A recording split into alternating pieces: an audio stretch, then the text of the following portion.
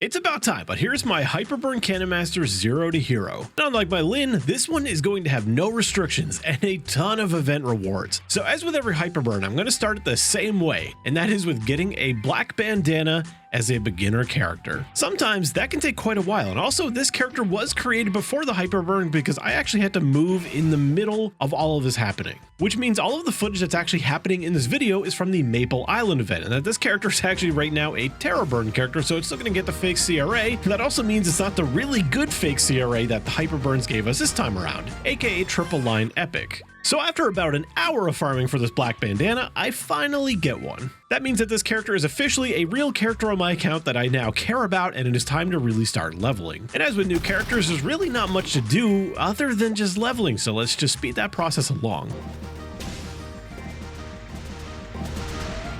So now that we're 100, it is the first instance of actually upgrading something that really just means Star Forcing the Frozen gear. Really nothing special, just stuff to meet those Star Force requirements in leveling maps. Then of course you go and get 4th job, and once that is complete, it is time to move on to Zakum, normal Zakum, to try to get the face and the eye accessories, in which this Zakum was a jerk and didn't give me either. He even had a drop coupon on and everything, but oh well, what can you do? And with Zakum out of the way, that means there's nothing else to do other than put in the stat points that I've been neglecting for quite some time, obviously, as is tradition with every Hyperburn character, and get back to leveling. Except this time, I'm not going to forget about my hyper stats like I did on my Lin, which is good because Lin, I made a lot of mistakes, some of them on purpose, some of them I was just being careless, and this time I tried to do things a lot better, but of course, I still made some mistakes, like forgetting about Afterlands. You could have done that by now, but I still haven't done it. I really hate Afterlands. But you should absolutely do it if you're looking to do this as well. So now that I have my fake CRA, now I'm a little bit stronger and I can actually level a bit more easily. But I also forgot to get the emblem right at 100. Also forgot to turn in the pet snack that I had in my inventory, which isn't really important anyway below 200. But now with the V Matrix being so sped up, it is really important you have it post 200. Then of course time to upgrade the emblem, and normally please use gray cubes on the emblem. But right now, again, I said I was moving, so I'm really impatient and I'm going to waste bright cubes even going up to epic. And coming up right here is something that I have never seen happen before, but knew was possible. I just had an item upgrade from epic to legendary, and at the time, I didn't even know it was happening. You see here, I freeze up and I'm like, wait, what? Wasn't I just on Epic? Kind of crazy that of all the alts I have, all the things I've upgraded, never seen it before. And spoiler for later, it's gonna happen again. For now, just getting a serviceable potential on my emblem, one that is going to serve me in the early game, because having an IED chunk is pretty nice when you don't have an Absolab set or your CRA done yet. And here another thing that I usually do is I actually do a little bit of light upgrading on my fake CRA. Normally just trying to get at least 6% of my main stat, and sometimes I do actually reflame it if the flame is bad enough. Moving on, time to do Horntail a little bit earlier than I usually go. I normally do Horntail at about 170, and that's when I do bosses like Pink Bean, Arcarium, Magnus, and Horntail all in one go. But in any case, I want the drops now, and the Cannoneer is a little bit spoiled, and I figured, hey, let's see what it can do. What it can do is it can get me 2 drops. Good. I didn't get the earrings, unfortunate, because that's one of the better Star Force pieces. But hey, can't complain. These are fine. Anyway, time to do some light upgrading them, mainly Star Force. Again, leveling zones really goes a long way. And goddamn, literally just got up to epic with a gray cube in one shot. Then I get 9% strength just in a matter of a couple cubes. Like, literally one of the better experiences I've ever had upgrading an alt's gear. In any case, time to go on to Pink Bean. This time at the appropriate level that I normally go at. And Pink Bean is a really annoying fight, and it's not one you want to be in for a long period of time. And unfortunately, no better luck from Pink Bean either. No cup, no belt, and no black bean mark. Not that I'm surprised about that one. Arcarium, on the other hand, is pretty much bad luck proof. Am I going to get a Dominator pen on the first try? I would say I would try to keep suspense, but no, obviously I'm not. But Machinator Pendant, from my experience, is an absolute 100% drop rate. Never seen anything not drop. Magnus, on the other hand, pretty notoriously greedy in my experiences. Usually going in with no drop rate or even just a drop rate coupon, he usually leaves out one of them, usually the badge. Now, my Machinator that I forgot to equip actually came with a half-decent flame, and then obviously got to Star Force these things. Normally, I would never go up to 15 on shoulders, but I do have the money to do it, and again, I really do need the Star Force, especially because at the time, my Guild Wyvern does not have the Star Force perk, which is also why I'm doing Von Leon here in hopes to get accessories and stuff to just fill out the Star Force more. Then, of course, being above level 170, it is time to do the NLC quest for the Treasure Hunter John's Ring. Normally, if you were going a little bit bit slower with this, you would hopefully have a second Horntail ring that came with potential. That way you could transfer hammer that onto the treasure hunter John's ring and not waste a potential scroll. But me, I don't care. I got hundreds of potential scrolls. And once again, I'm just being impatient because I'm busy packing and stuff, getting ready to move, and just blowing bright cubes on a low tier item instead of going to the shop and buying the proper cubes, which have been the green ones, or just doing some boss mules and getting them for free. But in any case, going up the tiers pretty quickly, extremely smoothly. And while I'm here, gonna do the same thing to the Horntail ring in the same impatient fashion. I cannot stress enough how wasteful I am being with this. You can just use hundreds of gray cubes and just be patient to go up to epic. But again, impatient, got a lot of money to blow.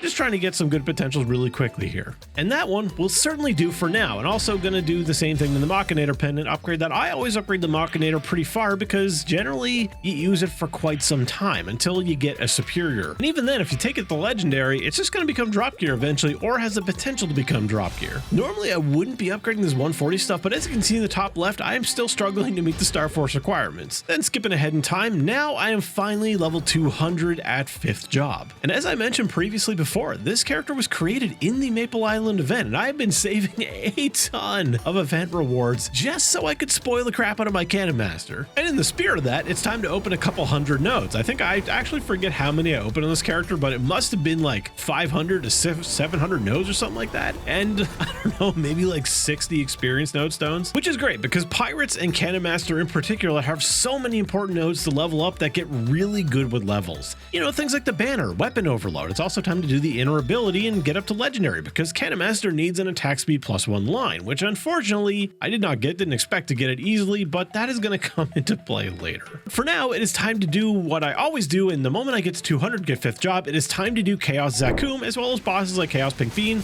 and Hard Magnus. For any of you Cannon Master mains out there, be thankful that I am skipping through most of this footage because I did not quite have my bearings on a Cannon Master in the early times, and I was messing up my burst horrifically. I'm not going to say I'm amazing at it right now, but I'm certainly a lot better than what I used to be even as much as a month ago, and I cringed in pain when I was watching this footage. So not only am I making the video more watchable by skipping a 10-minute long boss fight, but I'm also saving you some pain, so you're welcome. In any case, Chaos Zakum was an absolute jerk. It only gave me one of the accessories I needed and didn't even give me a Zakum cape or even a belt in case Pink Bean didn't give me his. Thankfully, Pink Bean was a lot nicer and gave me both the belt and the pocket slot. Obviously not a black bean mark, but hey, can't be greedy. Go to the event map to get my trait boost potion for the pocket slot, get some flames to flame this stuff, and if you're ever looking to build alts like this is an excellent use for boss drops. Bosses give so many small red flames, green cubes, stuff like that, and it's really easy to build boss mules slowly over time with those materials. Also, when it comes to the Golden Clover belt, sometimes you can be wearing this thing for a long time, and not only that, but eventually it can transfer hammer into the superior Gollix belt.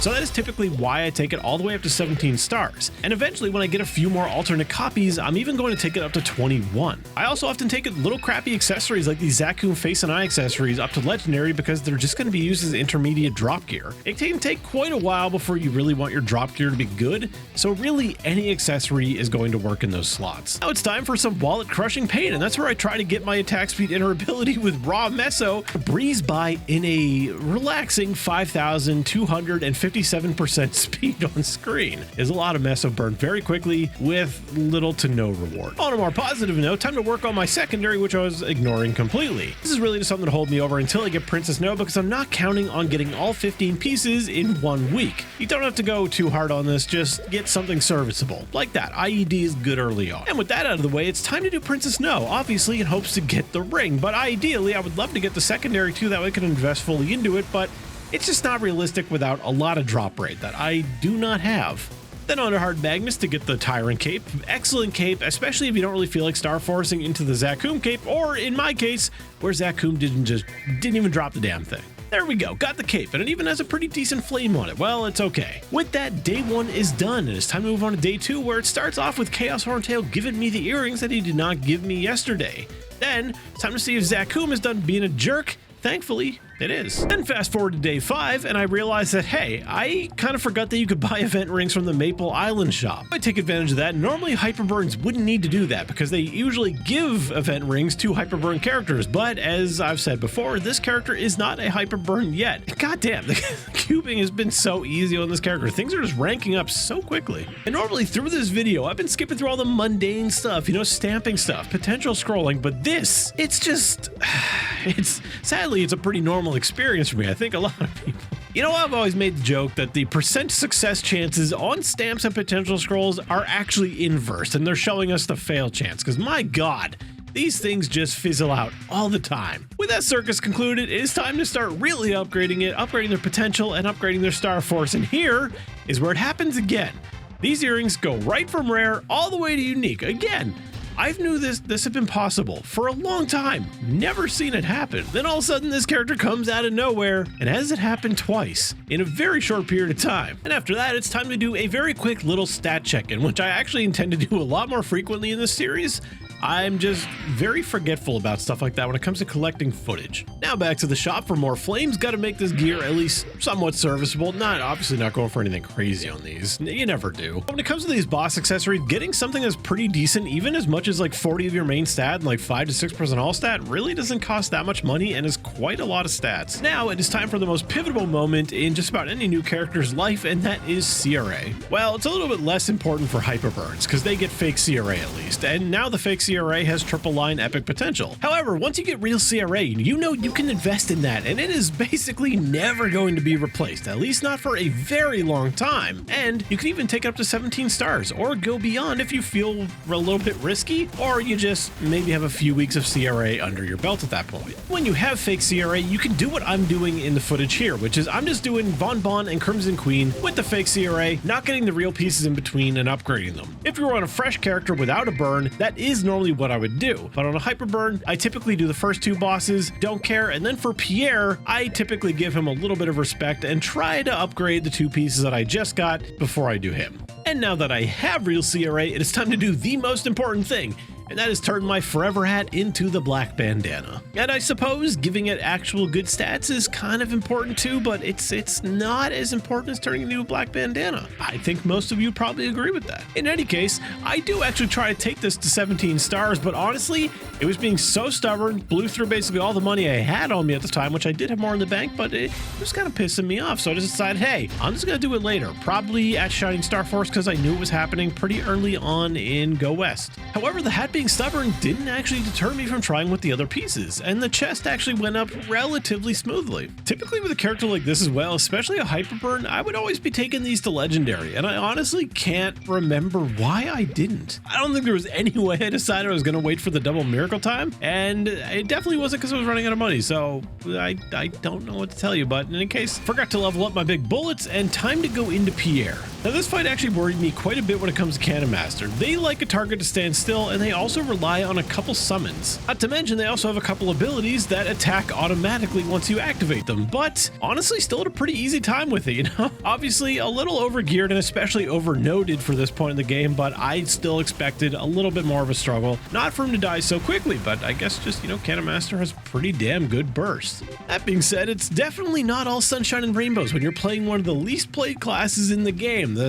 Once you play this class, you'll probably find some things you really love about it. You'll probably also find some things that really frustrate you. And well, I plan on making a whole damn video on that because Cannon Master has been such a love-hate experience. But that is for another time. Right now it is time to upgrade my last piece of the CRA armor so I can go into Vellum. It's also at this point that I realized that I had actually forgotten to flame my real pieces of CRA. It's really easy to miss stuff like that when you have a lot of nodes and you're a lot stronger than you typically would be, which by the way, I did a really bad job at documenting what I did with my nodes. Obviously at this point I have perfect tries. They're pretty well invested and I have a lot of experienced nodes and stuff just ready to go. If you look back before I took down Chaos Pierre, you can see the levels of my nodes and that my bullet bill, my 5th job skill, aka like the most important thing for Cannon Master's burst, is level 15. It is quite high for the level I'm at, and I have more to use on other things, but time to kill Vellum. With this Vellum kill, this is where this particular part of this video is going to end. Unlike my Lin, I am going well beyond this. I already have. The footage is done. I just need to cut it up and actually turn it into a video. Now, I was originally going to do that into this one, make it like half-hour long basically, but I just don't have the time right now. Cutting up all this footage and going through it all does take quite a bit of time, even when it is relatively well organized. I gotta say, about this Vellum kill, it is one of my sloppiest kills in a long time. Normally, I go deathless on Vellum, even when I'm being relatively careless, but Cannon Master,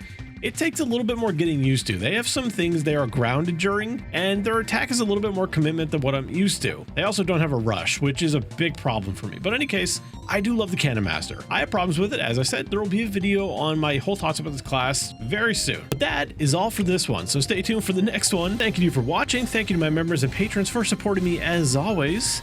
And time to go out with a bang. Or more specifically, a boom.